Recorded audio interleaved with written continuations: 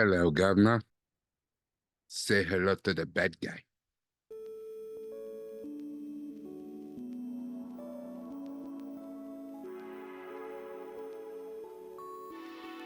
Hey, what's going on? It's Rekkai Steve, the Nuke from the Ville, always keeping it real. Thank you so much for making it out to the side quest. When you look in the mirror, what do you see? Do you see a good guy? Or do you see something else? You know, sometimes I look in the mirror and all I can see is say hello to the bad guy. It's me. Yeah? So today we're covering Invincible, the season finale, episode 8 of season 2. And I've titled this, Who is the Real Villain? Because, and I'm sure that you've seen this, but if you've not, go back and do the wonderful review that we did on Syntell Reacts. The link to it is in the description. So of all people, Angstrom Levy shows back up. Now, if you don't remember Angstrom Levy, he's a scientist and he just wants to help people. He is voiced by the fantastic Sterling K. Brown, but the way that Angstrom has went about his journey to help people has been rough. Including he had stolen some materials and had a machine, and he was using the, I can't even remember their names, the blue dummies who clone each other constantly. But the machine blew up because the blue guys, they kept cloning each other, and they took the opportunity to whoop Mark's ass again. Which, sidebar, for a dude who's called Invincible, he gets his ass whooped a lot. I mean, like, he gets served up a lot. Anyway, Invincible. Anyway, Angstrom, the machine that he's working on, he sees Mark getting blown up, and he doesn't want that. He doesn't want the start of what he's trying to do. He's trying to be philanthropic, and he doesn't want it to be based in blood. Doesn't want it to be based in violence. So in order for him to reach out and help Mark, the machine destroys itself. Now, it sounds like a good thing. However, all the clones were destroyed except for one or two of them. I think one. Only one made it out, but he's severely disfigured. That's a whole interesting story about the clones, because whenever they clone themselves, then they have a hard time figuring out which one was the original, which one's the clone. So now, because one of them is severely disfigured, when he clones himself and he makes a perfect clone of his non-disfigured side, he's like, he knows that he's the original, but he wastes no opportunity to use that to almost subjugate his clone to slave type levels. And then you can imagine where that goes. That's a whole different conversation. But Angstrom Levy is severely disfigured, and all of that brain power and all that stuff, he turns into some sort of humanoid rock monster, the Thing looking dude, and it's a bad look. It's a bad look. Now, Angstrom Levy has the power to slip into the multiverse, to go into the different parallel verses, universes, and look at some of the same people that he's around. But, you know, the idea behind the multiverse is that if you change your mind about one decision that you make, whether it be a big decision or a small decision, that could completely change your future and the outlook. And so in each one of these universes, the people that he knows, so Atomic Eve, Mark Grayson himself, are completely different on all of these universes. The problem is, what are those differences and why are those caused? So this title of this today is, Who is the Real Villain? One of the reasons why you may be the villain in your own story boils down to you can't trust yourself. And I mean, that sounds strange to hear, but a lot of people, they don't trust themselves. And not being able to trust yourself, not being able to trust your decision making can have negative effects on your physical and your mental health. Now, a few reasons why you might not be able to trust yourself are: one, your past experiences. You may have been let down by the people that you trusted, such as your family, your friends, your partners. So therefore, because they are close to you and you know that you trust them, you don't trust yourself because you think this time it's going to be different, and they let you down again. So he's like, why even bother? 2, mental health conditions. Anxiety, depression, even guilt can cause you to doubt yourself.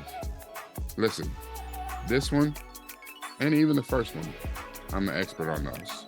And I've dealt with my own issues for years now. Therapy helps.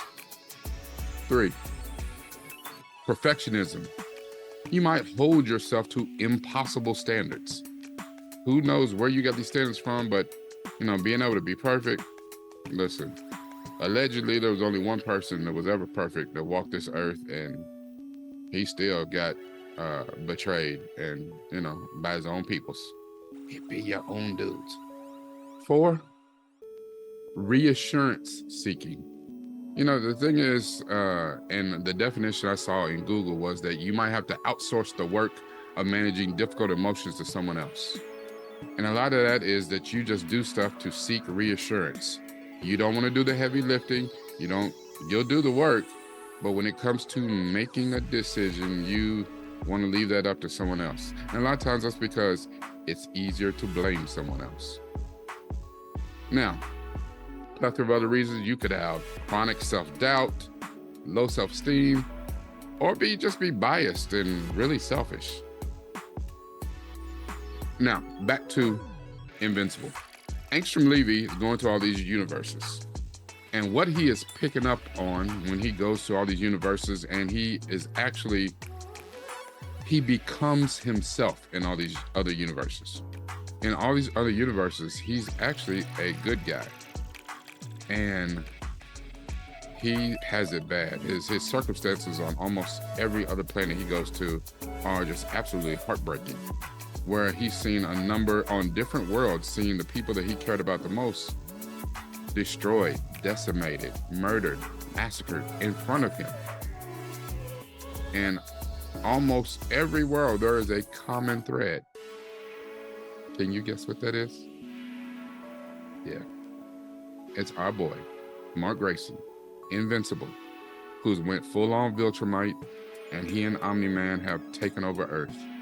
And on almost all those universes, Mark is not a good guy. So back to our universe that we're dealing with in the story, where Mark Grayson, Invincible, is a good guy. Problem is, when Angstrom Levy comes back, and he has suffered and been through that much trauma on all those different universes, those alternate versions of himself, those alternate versions of Mark Grayson. At this point, it's on sight. Like, he's not asking no questions. And he's forgotten how he even got here. He forgot that Mark Grayson was a good guy and trying to do the good thing, the right thing. He forgot that he was actually one of the bad guys, and that on this world, that good part of him reached out to help to stop them jumping on Mark and trying to kill him. That's what got us here. But no, it is so much easier to blame, especially when you go through all the other worlds and it was a different way. Then you just look at your current situation on the world that you're currently in and be like, well, if he was good today, what's to say that tomorrow, next week, 10 minutes from now, he wasn't going to turn evil, the same evil that he was on the other worlds, and cost me everyone and everything. So he threatens. Threatens seems like almost too light of a word. He threatens to kill Mark's mom, Debbie, and his new infant brother, Oliver. And just the way that he does it is, I mean, some of the tropes, some of the things that are dealt with in these episodes, I mean, it is clearly that these episodes, even though they're animated, animation is just a tool, it's just a medium, because it's as adult as it gets. My kids are, well, my oldest son is 16. He doesn't watch Invincible because it's too grown, and it's too grown. So it's extremely hurtful to watch at times, because it's hard to believe that people act like that, but they do. One of the things about looking in a mirror is that a mirror is the perfect way to reflect, and it will reflect your reality. But a mirror is also the perfect tool for deception. It will allow you to deceive yourself and see what you want to see. Make up your own narrative. A lot of times you can feel like you're not good enough. You'll come down even harder on yourself when you're criticized. You can feel guilt or shame. And if you saw my other video where I talked about the anatomy of a lie, some of these very same emotions can lead you to lie, not only to other people, but most importantly to yourself.